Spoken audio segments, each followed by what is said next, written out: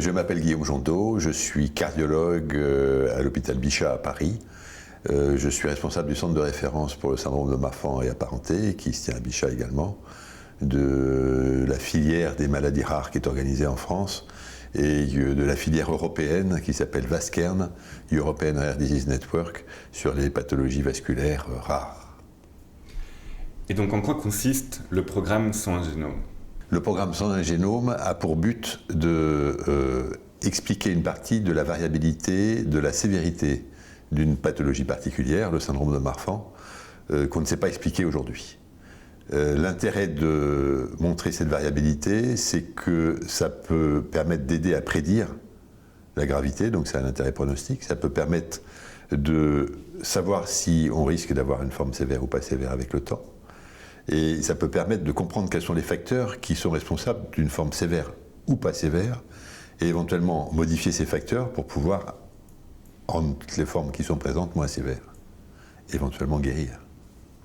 Et ça a un intérêt au-delà du syndrome de Marfan, puisque le syndrome de Marfan comporte un anévrisme de l'aorte, donc une dilatation de l'aorte, et cette dilatation de l'aorte est observée dans une population qui est beaucoup plus importante que celle qui a un syndrome de Marfan, et comprendre chez les syndromes de Marfan ce qui est responsable de la dilatation importante ou pas de l'aorte peut être applicable à d'autres. J'ai cru comprendre que justement il y a plusieurs enjeux, donc il y a un enjeu cardiovasculaire, osseux. Enfin, il y a le besoin. Enfin, ce que je veux dire, c'est que il y a un intérêt ici, c'est d'avoir une vision pluridisciplinaire. Alors, donc, le syndrome de Marfan associe des atteintes dans différents systèmes. Le pronostic est centré par l'atteinte cardiaque, puisqu'il y a un risque de dilatation aortique qui risque de se rompre. Mais il y a aussi une atteinte ophtalmologique qui peut entraîner une cécité, une atteinte squelettique qui peut entraîner une scoliose, une déformation thoracique et donc des douleurs, des inconforts, une atteinte cutanée, une atteinte neurologique, etc. Donc tous ces différents systèmes peuvent être atteints de façon plus ou moins sévère chacun. Et on ne sait pas prédire la sévérité d'un système, la sévérité de l'atteinte dans un système, même en fonction de la sévérité de l'atteinte dans un autre. Donc le programme Sans un génome a pour but de rechercher quels sont les déterminants génétiques qui peuvent expliquer la sévérité ou l'absence de sévérité, initialement dans le système cardiovasculaire, mais à moyen terme dans les autres systèmes associés avec le syndrome de Marfan, qui est lui-même associé à une mutation dans un gène particulier. Et donc pourquoi c'est important pour vous de participer à ce comité scientifique ? Alors c'est important pour moi d'y participer pour beaucoup de raisons. La première, c'est que c'est un sujet de travail pour moi depuis des dizaines d'années. On a fondé la première consultation centrée sur le syndrome de Marfan en France en 1996, donc ça fait vraiment plusieurs dizaines d'années. La deuxième, c'est que c'est une question fondamentale à laquelle on n'a pas su répondre aujourd'hui, et donc c'est un des challenges d'essayer d'expliquer dans les maladies génétiques pourquoi est-ce que certaines sont sévères et d'autres ne sont pas sévères. Ça a des applications pour le syndrome de Marfan, mais au-delà, même dans l'approche.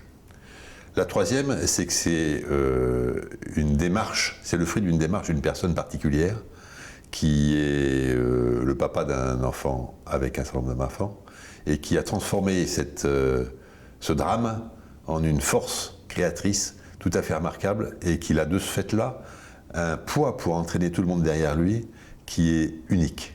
Et donc ça progresse à une vitesse qui est vraiment impressionnante, et il est capable de faire plein de choses, et il est capable de drainer plein de gens, et chacun est attiré et poussé, et voilà, entraîné par son élan. Et c'est remarquable. C'est très motivant. Et vous êtes unanime là-dessus. Vous êtes unanime là-dessus, ça revient dans beaucoup d'interviews. Ah oui, non, c'est vraiment remarquable. C'est-à-dire qu'un projet scientifique lancé par quelqu'un qui n'est pas scientifique, c'est une position inhabituel et qu'il met en dehors de tous les jeux de compétition. Donc du coup, ça lui donne une force. C'est-à-dire d'avoir quelqu'un qui est motivé par une histoire personnelle et qui est capable de faire un espèce de consensus scientifique derrière lui parce qu'il arrive à comprendre de quoi il s'agit, c'est une force extraordinaire puisqu'il n'empiète sur le domaine de personne. Et il ajoute une sensibilité particulière que n'ont pas les scientifiques, même s'ils connaissent très bien la pathologie, même si pour s'y intéresser, ils sont plus ou moins directement touchés ou pas. Les attentes de ce projet sont multiples. Il y a des attentes qui sont d'abord des attentes de résultats scientifiques, qui sont donc d'expliquer la variabilité.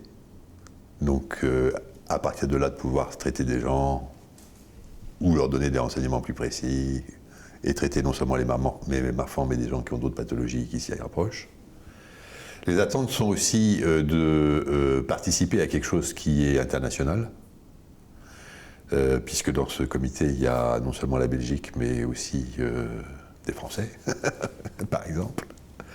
Qu'il est question de faire participer beaucoup plus de gens que ça, de rejoindre des consortiums internationaux, Montalcino Arctic Consortium, et aussi d'intégrer ça dans le projet européen sur les maladies rares qui correspondent à ça, dont je m'occupe, une des raisons de ma présence ici.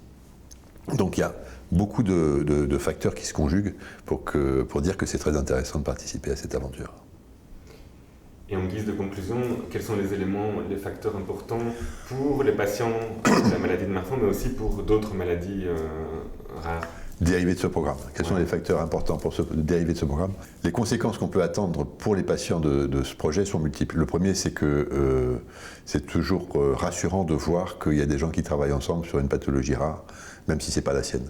Donc ça fait du bien au cœur des patients de voir qu'il y a un travail pour eux, soit directement, soit indirectement. Les retombées, c'est que si on comprend quels sont les facteurs qui expliquent la gravité de la pathologie du syndrome de Marfan, eh bien on comprendra peut-être plus facilement ce qui explique la gravité d'autres syndromes. Donc la retombée peut être là.